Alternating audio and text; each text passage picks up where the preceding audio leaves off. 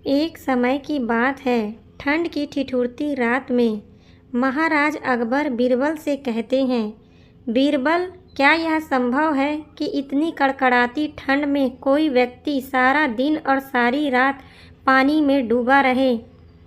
तब बीरबल, जी महाराज, यह बिल्कुल संभव है। अगर उस व्यक्ति को उचित प्रलोभन दिया जाए तो यह संभव हो सकता है। तब महाराज, तो ठीक है, पूरे नगर में यह आदेश करवा दिया जाए कि जो व्यक्ति यह कारनामा करेगा उसे हम उचित पुरस्कार देंगे। अगले ही दिन पूरे नगर में यह खबर फैला दी जाती है कि जो व्यक्ति सारा दिन और सारी रात पानी में डूबा रहेगा उसे महाराज के द्वारा उचित इनाम दिया जाएगा।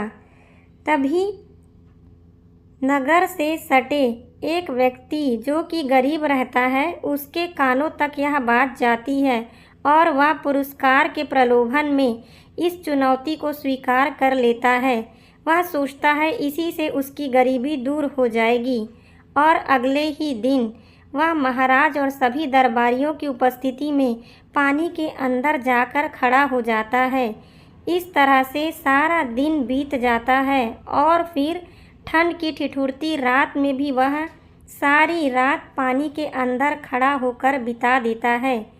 फिर अगले ही दिन उस व्यक्ति को महाराज दरबार में बुलाकर पूछते हैं कि तुमने यह कारनामा कैसे किया? तब वह व्यक्ति कहता है, महाराज, दूर नगर के किसी घर में एक लालटेन जल रही थी।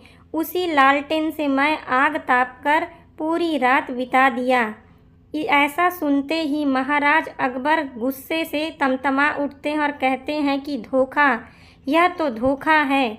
तुम इस इनाम के बिल्कुल भी हकदार नहीं हो। तब वह व्यक्ति बहुत आशा भरी नज़रों से बीरबल को देखता है, परंतु बीरबल बिना कुछ कहे वहाँ चुपचाप खड़ा रहता है। अगले दिन महाराज महल में टहलते रहते हैं।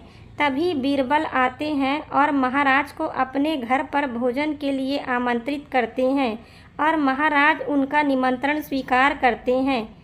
फिर महाराज बीरबल के घर भोजन के लिए जाते हैं, परंतु बहुत देर के बाद भी भोजन नहीं आता। तब महाराज कहते हैं, बीरबल, भोजन में क्या है और भोजन आने में इतना विलंब क्यों हो रहा है? तभी बीरबल कहते हैं, महाराज, भोजन में खिचड़ी है और विलंब का कारण आप स्वयं ही देख लीजिए।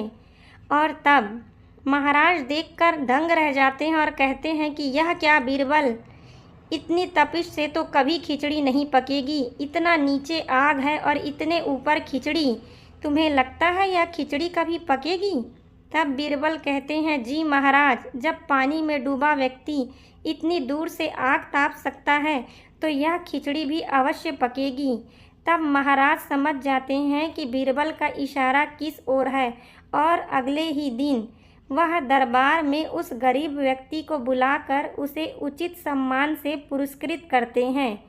तो देखा आपने कि किस तरह से बीरबल ने अपनी चतुराई और सूझबूझ से एक और समस्या का समाधान कर दिया।